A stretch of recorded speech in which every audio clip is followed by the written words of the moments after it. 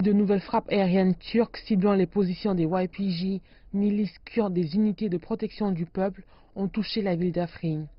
Les roquettes lancées en Syrie ont secoué la ville turque de Kilis.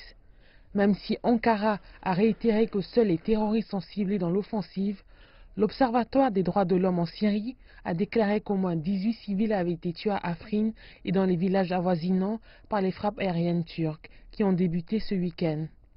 Le président turc Recep Tayyip Erdogan a déclaré que la Turquie n'est nullement intéressée par la terre de quiconque. Ankara ne souhaite que l'intégrité territoriale de la Syrie. Le président Erdogan a également annoncé que la Turquie a discuté de l'opération avec la Russie et que les deux pays étaient parvenus à un accord. La question d'Afrin sera réglée. Il n'y aura pas de retour en arrière à Afrin. Nous en avons parlé avec nos amis russes et nous sommes parvenus à un accord.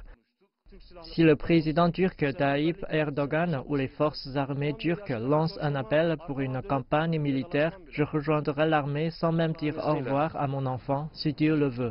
Selon certains habitants locaux, les États-Unis sont en partie responsables pour avoir soutenu la milice kurde des unités de protection du peuple durant leur lutte contre l'OI. Les États-Unis leur ont procuré des armes. Quand les USA les arment, ces milices deviennent plus fortes. Mais pas tout le monde est d'accord.